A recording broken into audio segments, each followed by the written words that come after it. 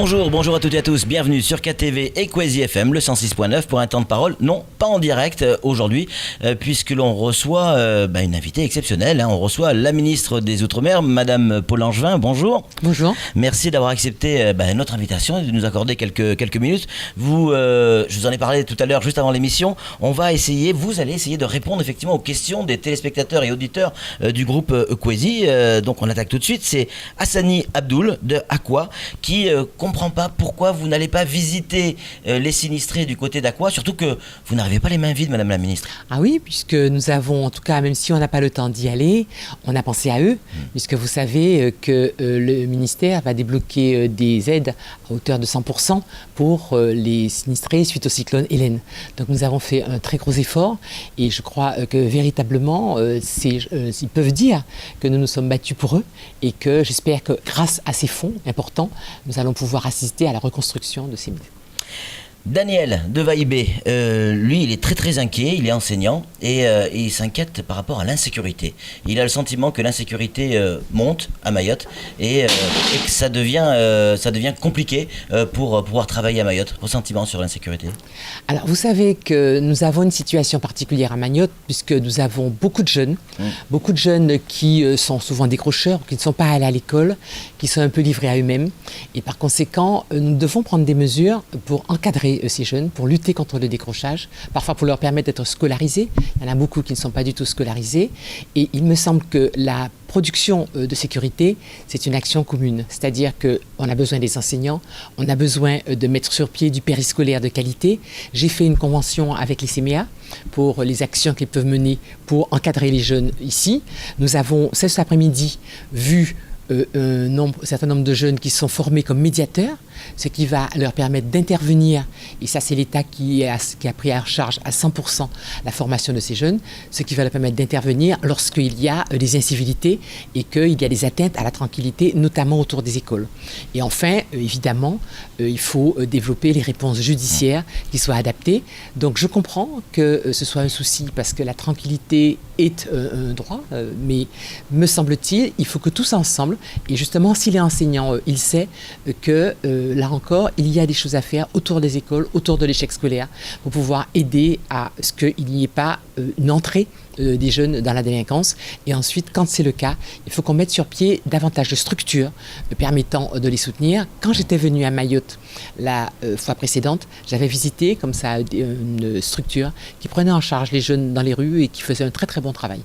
Alors là, pour la troisième question, ils sont nombreux à avoir posé à peu près la même question. On va parler d'indexation. Ce fameux rendez-vous du 29. Alors, on a tout compris, on sait ce qui va se passer. Il va y avoir également des ateliers de travail ici à Mayotte, thématiques. La question, elle est très simple. Qu'est-ce qui va se passer le 29? Est-ce qu'on va acter ce qui va se passer dans les ateliers de travail ou ça va être une journée de négociation?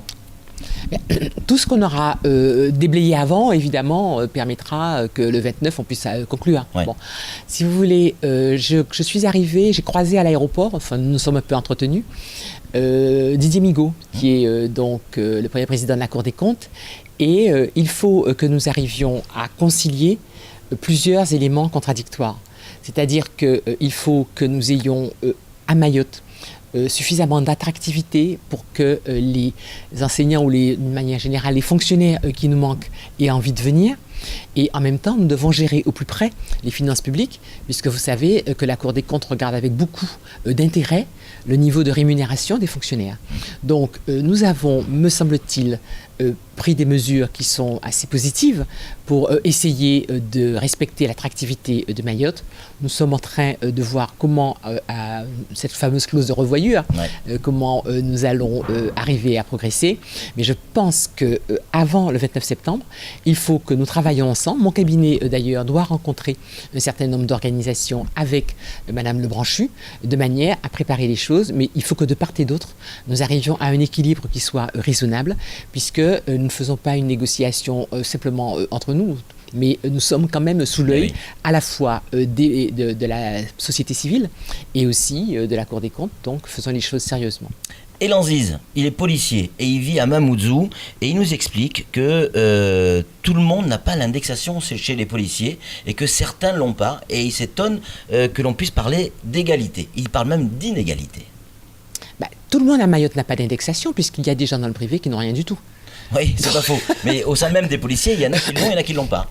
Je pense que ça dépend de leur statut et de la manière dont ils ont été recrutés. Vous avez des policiers municipaux, vous avez parfois des policiers qui peuvent être contractuels. Donc il y a des situations qui sont très différentes. Donc on peut remettre à plat toutes les situations, mais je sais que beaucoup de gens, évidemment, ils souhaitent avoir l'indexation. Ceux qui ont l'indexation souhaitent avoir une indexation supérieure. Mais malheureusement, nous sommes une société qui veut l'égalité. Mais il faut aussi qu'on se dise que c'est une société où il y a beaucoup de difficultés, beaucoup de gens qui sont vraiment au seuil de pauvreté. Et par conséquent, il faut qu'on arrive à faire avancer les choses, à faire évoluer, mais en respectant le fait que c'est une société qui a encore du travail à faire pour évoluer et du travail à faire pour améliorer l'égalité. Marc est photographe. Ici à Mayotte. Il est bien connu, il fait des expos magnifiques. On dit toujours que notre lagon est splendide et que c'est le bijou de Mayotte, peut-être ce qu'il faut pour développer le tourisme. Or, il nous explique clairement que les tortues sont braconnées, que les affaires maritimes n'ont pas forcément les moyens de faire la police sur l'eau, qu'on pêche à des endroits où il ne faut pas pêcher, que notre lagon est en train de se... pas de se vider, non, mais de s'abîmer. C'est-à-dire que Mayotte est en train de vivre une évolution très rapide. Ouais.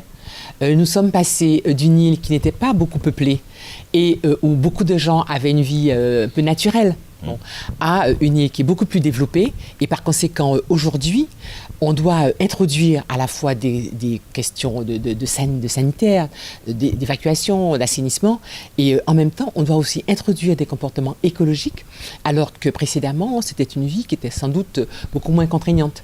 Donc il a raison, il va falloir qu'aujourd'hui, ces préoccupations soient présentes, qu'on explique aussi à la population un petit peu un certain nombre de règles. Nous sommes cette année dans une année où on va beaucoup parler d'environnement et d'écologie, puisqu'il y a une conférence internationale sous l'égide de la France qui va se réunir à Paris au mois de décembre. Et je crois que ce sera l'occasion d'expliquer à la population un peu plus ce qui doit être fait pour respecter l'environnement. Avant-dernière question, c'est Fatima. Elle habite... La dernière. D'accord, si vous voulez. C'est Fatima, elle habite à Bandrélé, et elle s'inquiète de l'augmentation de l'immigration clandestine à Mayotte. Tous les gouvernements, qui sont de droite, de gauche, tous les préfets sont passés, et ça continue à augmenter. Il n'y a pas de solution miracle ?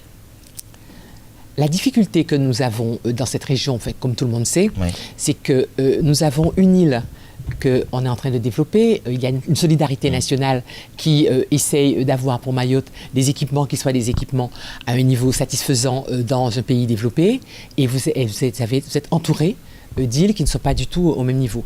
Par conséquent, les phénomènes d'immigration résultent de cette différence de niveau de vie. Il faut aussi que Madame sache qu'aujourd'hui, en Europe, on a aussi des phénomènes d'immigration considérables. On a des milliers de gens qui meurent chaque année dans la Méditerranée pour essayer d'avoir une vie meilleure. Par conséquent, Mayotte est effectivement dans une situation où elle a une immigration très importante. Pratiquement aujourd'hui, on est en train de reconduire à la frontière, à partir de Mayotte, quasiment autant de migrants étrangers que ce qui se fait dans la France entière.